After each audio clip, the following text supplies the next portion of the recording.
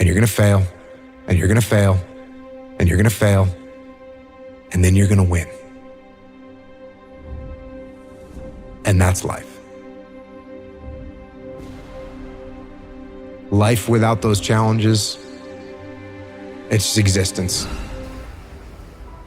Don't just exist. Go live. Eventually, inaction will cost you. But your default setting should be, I'm going to do something. Just get up, move towards that challenge, and go attack it. Go do something that's hard. Struggle sucks. Depends on how you frame it. If you want freedom in your life, you have to have discipline. Move towards that challenge, whatever that challenge is. And you may be successful and you may not be successful, but you will be better. And the next challenge, you can be more prepared for. Because we're going to have wins, we're going to have losses. We're going to have successes, we're going to have failures. We're going to have good nights, we're going to have bad nights. We're going to have good relationships, we're going to have bad relationships. We're going to have good ideas and bad ideas. We're going to make money, we're going to lose money. All these things are going to happen. And if you oscillate emotionally up and down drastically, it's going to be problematic. Embrace those emotions, but don't let those emotions embrace you. Keep pushing through things that suck. This is a very difficult thing to do because it hurts. I'm going to go forward. I'm not going to quit, so I'm going to go forward.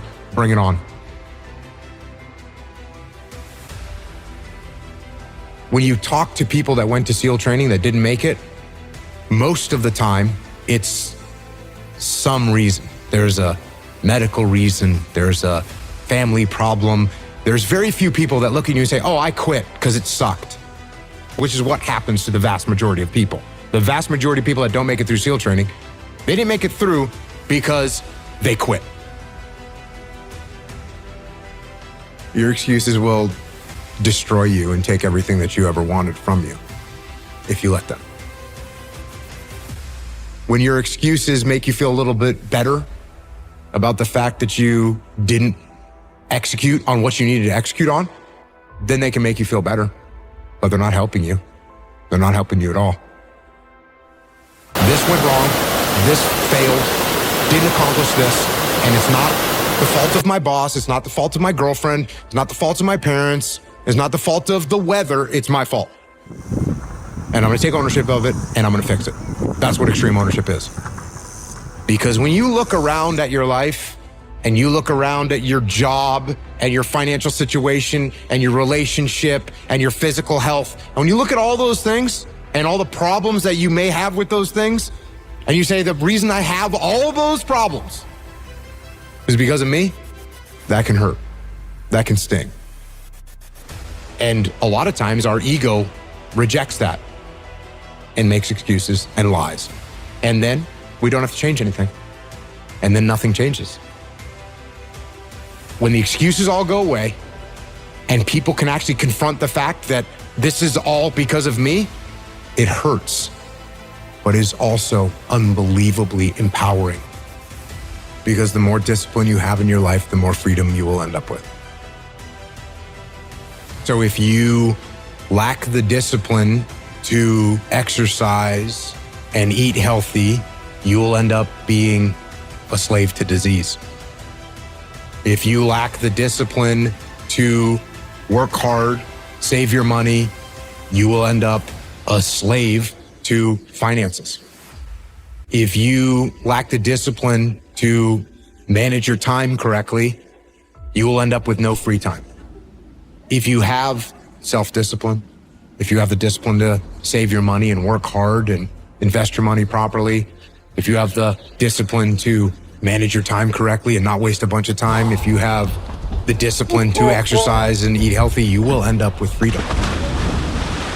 And you're gonna start to progress in every aspect of your life.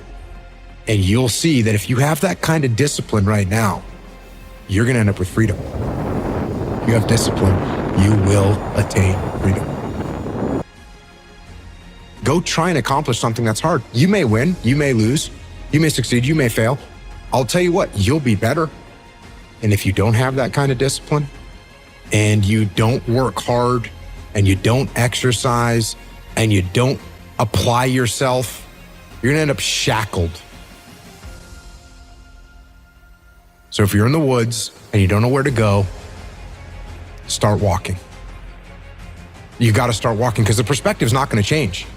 You have to start moving forward. But standing there lost and not doing anything is just waiting to die, waiting to starve to death. Don't let that happen.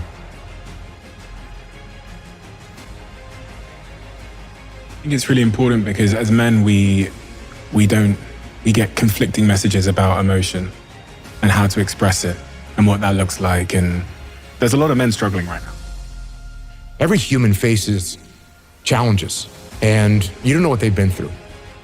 Suppressing them isn't going to help, and nor is letting them run your life. Because you're sad, now you're going to make a bunch of bad decisions because you're sad. No, it doesn't work like that. It doesn't work like that. You're sad, okay. You get emotional sometimes, okay. Got it. Now get control of your emotions and carry on with your life. And sometimes you're going to get hit with those waves. And that's okay. Oh, I'm having an emotional moment right now. There's something wrong with me. No, there's nothing wrong with you. There's nothing wrong with you. The other extreme is, I'm letting my emotions run my life and I'm making a bunch of bad decisions. And my excuse is, I lost some friends or I had this traumatic experience happen to me. That's why I'm doing, that's just an excuse. And it's a very easy excuse. Guess what? It's time to carry on. Remember, don't dwell. I'm in control. This is my life.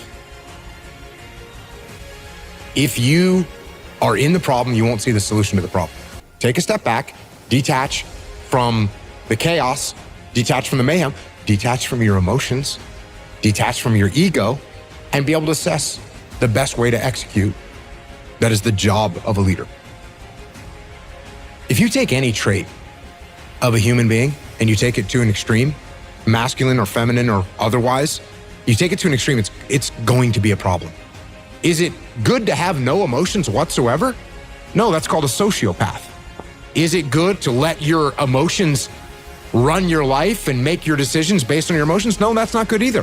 What do we want to be as a human, as a man? We want to be balanced. It's much easier to be extreme. It's much easier to say, no emotions, cool, and turn them off. That's easier. Or a total emotion mayhem, that's easier. It's harder to find balance. It's harder to find balance in business. It's harder to find balance in life. It's hard to find balance, but you have to be balanced. Because what I want is for the team to win. So be balanced. You're going to be okay.